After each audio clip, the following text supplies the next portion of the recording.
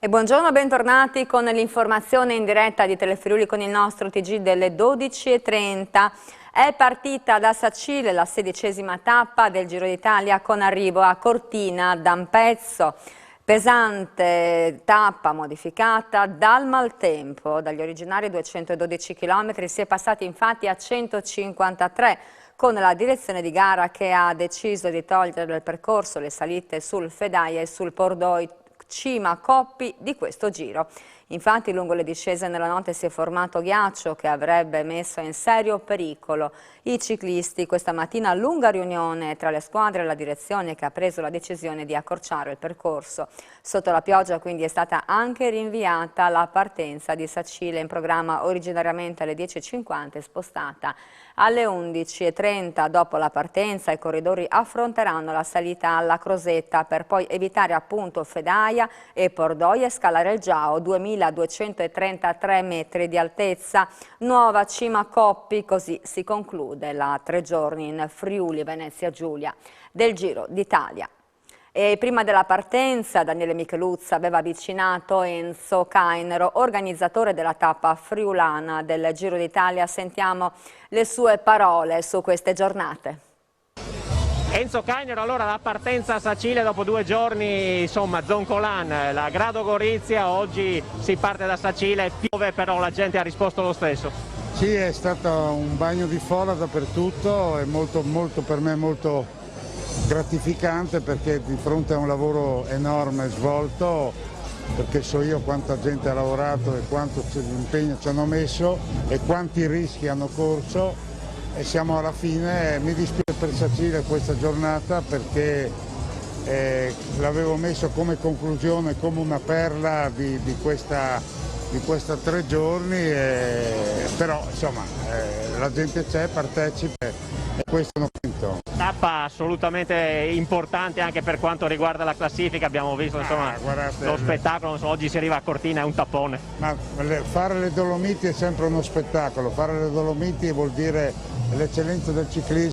Noi stiamo cercando un po' di rompere le scatole, di sopravanzarli, però insomma c'è un bel abbinamento, una bella collaborazione. Siamo arrivati alla fine di questa 3 giorni, tutto è funzionato, ecco, lo spettacolo che il Friuli ha regalato, perché quest'anno è stato particolare, mare, montagna, neve, pioggia, però insomma. Do un anticipo perché io sarò sulla vostra emittente mercoledì e in un'ora faremo il riassunto di tante cose che si sono svolte, di quello che ha funzionato, di quello che non ha funzionato. E al rientro da Almeazza dopo la partita contro l'Inter, ieri sera giocatori e staff tecnico dell'Udinese si sono vaccinati contro il Covid nell'hub allestito allo stadio Friuli. Ad assistere all'operazione c'era anche la presidente di Confindustria Udine, Anna Mareschi Danieli, che ha ricordato come il centro destinato alla somministrazione di vaccini e laboratori alle imprese associate a Confindustria resti a disposizione della Regione anche per tutti gli altri cittadini. Sentiamo. Inaugurato giovedì, l'hub vaccinale allestito allo Stadio Friuli, il primo in Italia a mettere a disposizione i propri spazi per questa finalità, ieri sera ha accolto giocatori e staff dell'Udinese Calcio per la profilassi anti-Covid. La squadra e il team hanno raggiunto la curva nord al rientro dal Meazza di Milano, dove si è giocata l'ultima di campionato contro l'Inter. Mister Gotti in testa, i bianconeri hanno seguito la regolare procedura prevista per la somministrazione del vaccino. Questo per noi è molto importante, ha commentato il direttore generale dell'Udinese Franco Collavino. Un segno di ripartenza, ha detto, che ci consentirà di iniziare con la maggior serenità la prossima stagione. Collavino ha anche ringraziato Confindustria e tutto il mondo istituzionale e politico che si è mosso attivamente per consentire tutto ciò, sottolineando il messaggio simbolico di questa iniziativa, ovvero quanto sia importante rispondere positivamente alla campagna di vaccinazione nell'ultimo miglio che stiamo percorrendo nella lotta contro il Covid. Alle operazioni hanno assistito per Confindustria Udine la presidente Anna Mareschi Danieli e il direttore Michele Nencioni. Dacia Arena si apre ai ragazzi dell'Udinese e ai ragazzi di altre squadre maschile e femminile del mondo calcistico. Perché? Perché non potevamo lasciare una struttura di questa qualità collaudata, ferma, solo perché i vaccini per i lavoratori non sono al momento disponibili.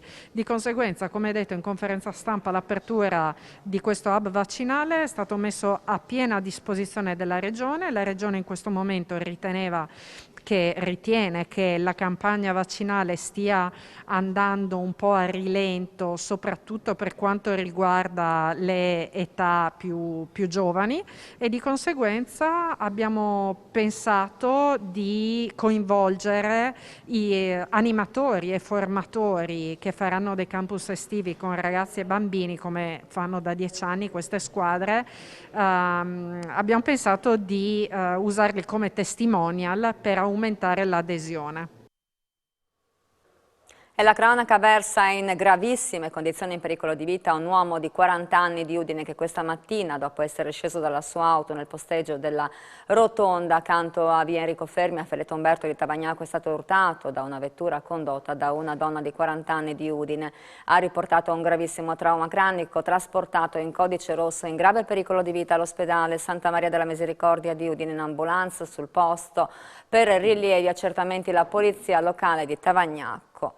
E questa notte una novantina di migranti sono stati rintracciati alle porte di Udine, Tavagnacco, Pagnacco, il capoluogo friulano, dalla Polizia di Stato e dai carabinieri del capoluogo friulano. Sono stati trasportati alla ex caserma Cavarzerani per triage e quarantena fiduciaria. I minori invece sono stati trasportati in strutture per under 18.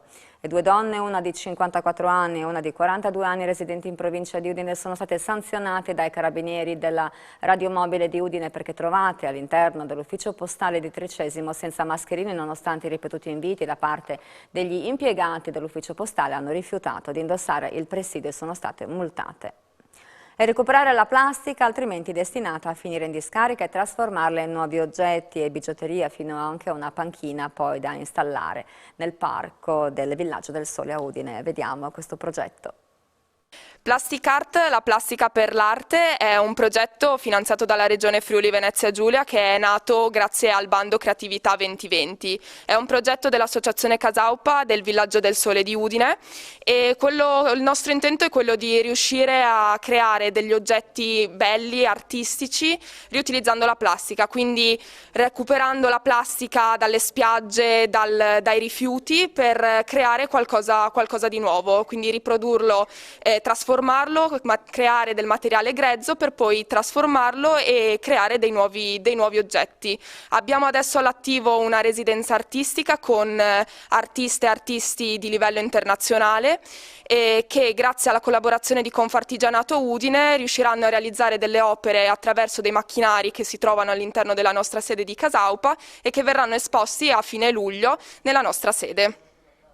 Questo è un progetto in cui noi ragazze e ragazzi di Casaupa crediamo molto e adesso all'attivo abbiamo anche un crowdfunding cofinanziato da Natura Sì, col quale vorremmo riuscire a comprare un nuovo macchinario che ci permetterà anche di creare come prima cosa una panchina per la nostra zona, quindi per il Villaggio del Sole, e quindi fino al 10 giugno sarà possibile donare per il crowdfunding per aiutarci a comprare questo macchinario. Andiamo adesso nell'Isontino, rafforzare la competitività del territorio come destinazione turistica, potenziando la sua immagine, valorizzando risorse naturali, culturali, immateriali e materiali. Questi gli obiettivi di Staranzano, slow con 30 tracciati a piedi, a cavallo e in bicicletta. Vediamo. Staranzano Slow presentati una serie di itinerari per riscoprire il nostro territorio. Il progetto consiste in una scoperta, come dice lei, di un territorio fantastico come questo dell'area dell'isola della Cona, della riserva naturale Foce dell'Isonzo e di tutto un territorio anche contiguo nella parte anche verso Grado, verso la parte di San Canzian, non solo a piedi, anche in bici e a cavallo. Come abbiamo visto prima c'è stata anche una partenza che adesso hanno fatto un percorso, i cavalli, una scoperta che devo dire anche grazie alla pandemia tanti cittadini hanno riscoperto questa bellezza che qui a pochi passi da casa tutti quanti abbiamo.